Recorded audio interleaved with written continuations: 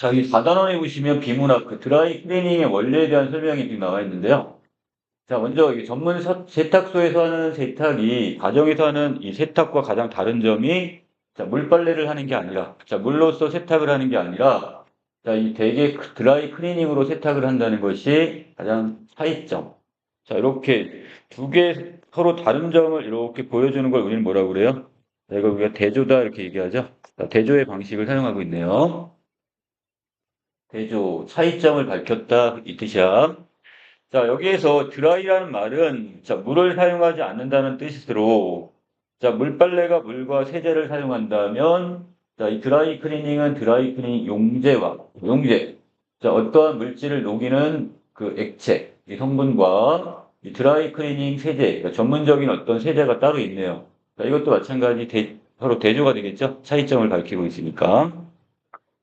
자, 두 번째 문제 갑니다. 자, 의류에 붙은 이런 오염 물질의 상당수를 차지하는 몸의 그 분비물이나 이 공기 중에 각종 먼지, 그리고 음식물, 우리가 가끔 가다가 이제 음식물 흘릴 수가 있잖아요.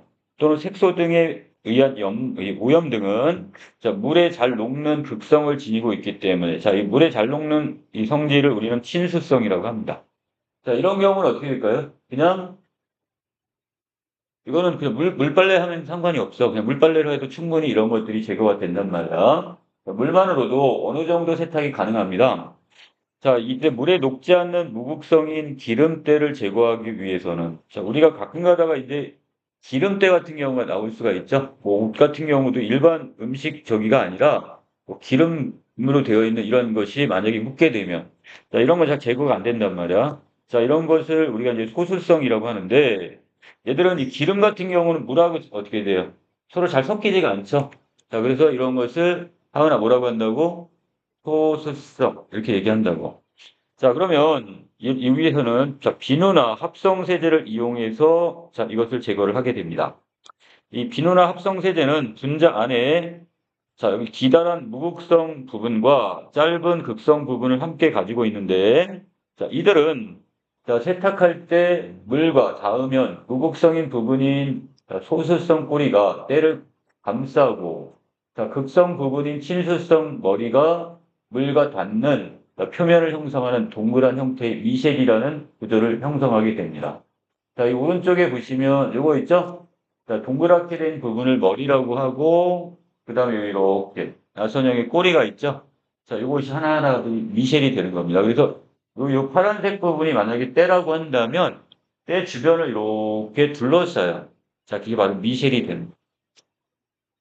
자, 그리고 자, 다시 가볼까요?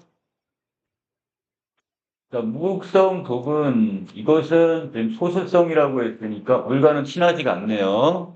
자, 그리고 자, 극성 부분은 친수성 머리. 자, 그래서 머리 부분은 친수성이라고 했으니까 자, 이 부분에서는 자, 이렇게 물과 친한 부분 이렇게 나누시면 되겠습니다.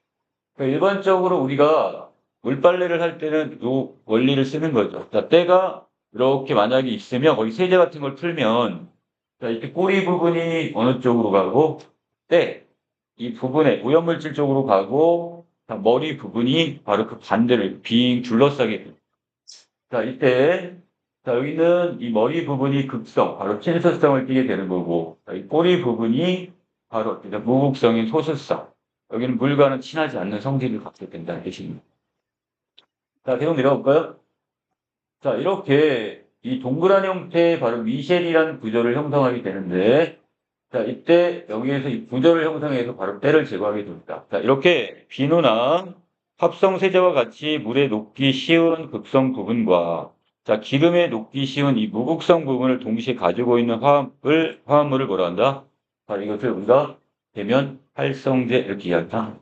그러니까 우리가 갖고 있는 그 비누 거품 같은 것들 있죠? 이런 것들이 다 그냥 대면 활성제라고 생각하시면 됩니다. 자, 세 번째 문단. 드라이 클리닝은 자, 물 대신에 뭐로 드라이 클리닝 용제를 그리고 비누나 합성 세제 대신에 자, 이 드라이 클리닝 세제를 이용하게 됩니다. 자, 이게 바로 물빨래와 드라이 클리닝에 그 사용하는 용제, 그다음에 세제의 차이점이 되겠죠. 자, 그래서 드라이 클리닝 세제가 들어있는 이 드라이 클리닝 용제를 자, 세탁조 안에 넣으면 의류와 함께 회전하면서 세탁이 이루어지게 된답니다. 자, 이때 드라이클리닝 용제는 자, 그 극성이 없는 것을 사용하기에 무극성인 기름 성분의 오염물질을 녹여 없앨 수 있게 되는 겁니다. 아, 바로 이 특징을 이용을 했네요. 자, 이 드라이 클리닝 용제 자체가 자, 극성이 없는 것을 사용하기 때문에 자, 무극성인 지금 기름 성분도 어떻게 돼요? 자, 이것도 오염물질을 녹일 수가 있게 되는 것. 자, 그러나 무극성이기 때문에 우리가 땀이나 악취와 같은 물과 친화력이 강한 이 수용성 오염물질들은 제거할 수가 없는 한계점이네요. 아, 이게 단점이 되는 거죠. 자, 그래서 우리가 예를 들어 우리가 이거 체육대회 같은 거 하고 나서 체육복 같은 거 땀 냄새 많이 나잖아. 이런 거는 드라이 클리닝 맡긴다고 해서 그게 제거가 되는 게 아니란 뜻이에요. 그건 그냥 물빨래를 해야 되겠죠. 그런 경우는. 자, 그래서 여기 수용성 오염을 없애고 자, 효율을 높이기 위해서는 사용하는 것이 바로 뭐다? 자, 드라이 클리닝 세제다 이렇게 얘기했습니다. 자, 그리고 이때 드라이 클리닝 세제는 물에서의 비누나 합성 세제의 작용과는 반대로 자, 아까는 어떻게 되어 있어요? 위에 여기 보시면 꼬리 부분이 그 오염물질에 붙어 있고 나머지 머리 부분이 그 반대쪽으로 바깥쪽으로 이게 둘러싸는데 자, 그런데 여기는 반대의 개념이랍니다. 자, 친수성을 가진 머리가 섬유와 오염물질을 향하고 있고요. 자, 소수성인 꼬리가 용제 방향으로 바깥쪽에 배열됨으로써 역미세를 형성하게 됩니다. 자, 이렇게 여기를 둘러싸는 이런 것을 우리는 뭐라고 해서 미셀이라고 했죠? 자, 그런데 이것은 위에 있는 것과는 지금 반대로 방향을 바꿔놨네요. 자, 이걸 통해서 결국 오염물질을 제거하게 되고요. 자, 이 드라이 클리닝은 물을 사용하지 않으므로 물로 세탁할 경우에 섬유의 팽창으로 크기가 줄어들거나 모양이나 색이 변하기 쉬운 모 또는 변섬유. 자, 그러니까 또 비단과 같은 이런 것들이 있죠. 고급 섬유 같은 경우 그리고 세탁 견내도가 낮은 염색물이 견내도라는 것은 뭔가 튼튼해야 되는데 이 같은 경우 우리가 지금 만약에 여러분들 그 니트 같은 거 이런 그 모직 같은 거 있죠. 이런 걸 만약에 어디다 물에다 그냥 물빨래 해버리면 어떻게 돼요? 갑자기 이게 쪼그라드는 경우가 생기잖아요. 그런 건 이 견내도가 낮다고 얘기를 합니다. 자, 그런데 이런 어떤 세탁물들을 우리가 세탁을 할 때는 바로 뭘 쓴다? 드라이 클리닝이 더 유리하다 이런 얘기입니다. 자, 그 다음에 아랫부분에 놓으시면 같은 부피의 물과 드라이 클리닝 용제의 무게를 비교하면 당연히 물이 훨씬 더 무겁고요. 그래서 이 드라이 클리닝은 드럼이 돌 때 세탁물이 떨어지면서 의류에 가해지는 힘이 물 세탁에 비해 매우 작기 때문에 의류의 변형이 적습니다.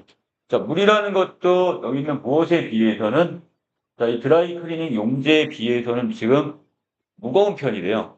그러니까 얘가 지금 만약에 물빨래를 하게 되면 세탁물이 물에 이렇게 물이 머금으면서 이게 그 욕조 안에 이렇게 돌아가면서 어떻게 되겠어요? 세탁조 안에서 막 부딪히거나 하고 그래서 어느 정도 그 섬유가 이제 상할 수가 있단 말이죠. 자, 그런데 여기에 비해서 여기 있는 지금 드라이 클리닝 경우는 드럼이 이 돌 때 세탁물이 지금 떨어지면서 의류에 가해지는 힘이 물 세탁에 비해 매우 작기 때문에 의류 변형이 약하게 되는 것. 자, 마지막입니다. 드라이 클리닝을 통한 세탁이 끝나면 빠른 속도로 세탁조를 회전시켜서 자, 빨랫감에 남아있는 드라이 클리닝 용제를 제거한 후에 자, 건조를 시키게 됩니다. 자, 이때 세탁소에서 옷을 받았을 때 이 특유의 냄새가 나는 것은 용제 성분. 이 용제 성분이 뭐라고 했어요? 우리가 보통 쓰는 게 알코올이나 이 가솔린 같은 걸 쓴단 말이죠. 자, 그러다 보니까 그 냄새가 남아있게 되고 이 드라이 클리닝을 막 끝낸 옷은 바로 입기보다는 자, 며칠 동안 걸어둔 후에 냄새가 어느 정도 사라지고 나면 그때 입는 것이 좋다고 합니다. 자, 여기까지가 지금 우리가 드라이 클리닝의 원리가 어떤 것이 있었고, 이걸 물빨래와 서로 대조적으로 설명을 했죠?